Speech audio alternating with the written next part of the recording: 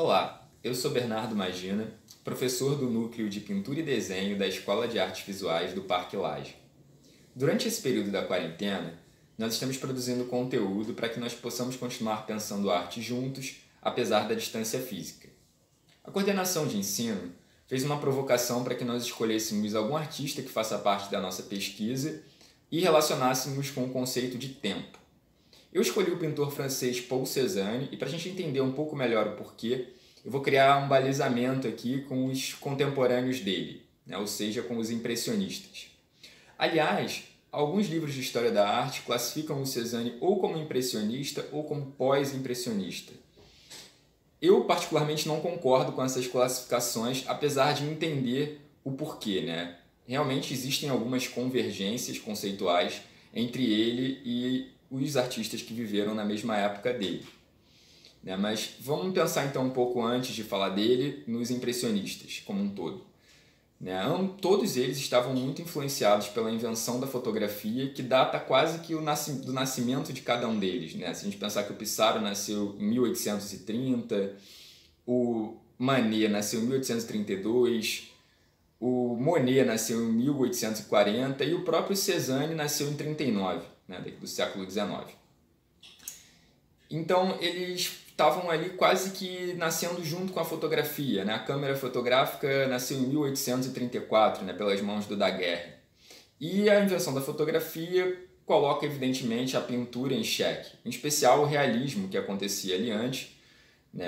O Corot, que foi o grande nome do realismo francês, foi professor do Pissarro, por exemplo, foi uma pessoa que introduziu muitos conceitos a ele, e o Pissarro foi um grande mentor de todo aquele grupo e também do Cézanne. Cézanne aprendeu muitas coisas com o Pissarro. Mas voltando aqui para o nosso conceito de tempo, por que eu falei da fotografia e dos impressionistas para falar de Cézanne?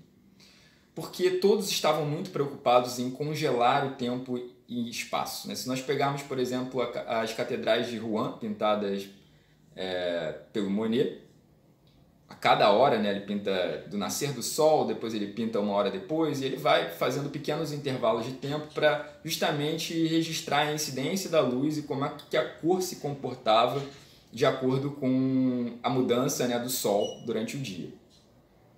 Então era muito focado em congelar o tempo e espaço, assim como a fotografia. Enquanto o trabalho do Cézanne era oposto nesse sentido. Em primeiro lugar, acho que a gente tem que pegar uma anotação de ateliê do Cézanne em que ele coloca: para o pintor não existe a luz, não importa a luz, importa a cor. Então ele não está muito preocupado com a ideia de registrar a incidência da luz, como estavam todos os seus contemporâneos.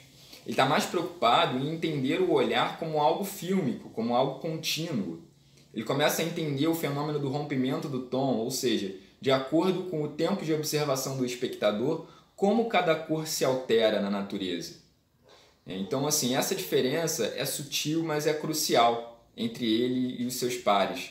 Ele começa a tentar buscar uma dinâmica das cores, como as cores se comportam diante do olho humano, tentando de fato buscar uma teoria da cor que prime pelo olhar, por pesquisar o olhar, o fenômeno do olhar.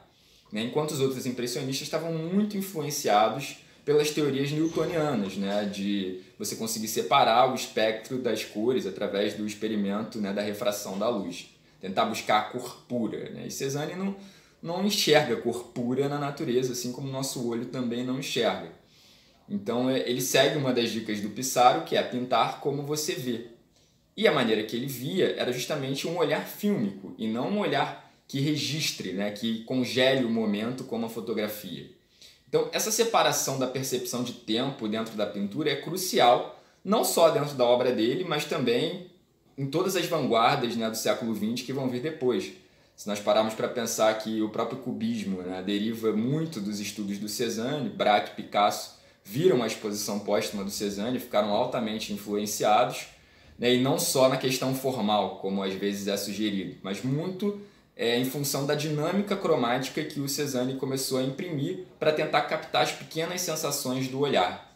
Então, essa diferença crucial entre ele e os seus contemporâneos também vai reverberar e repercutir ao longo da história da arte daí em diante, tanto na arte moderna quanto hoje em dia na arte contemporânea. Então, eu trago essa reflexão, tentem olhar um pouco para os quadros do Cézanne, mesmo que através do computador, para ver essa ideia da condução do olhar do espectador, como ele faz isso de uma forma magistral e através do uso da cor.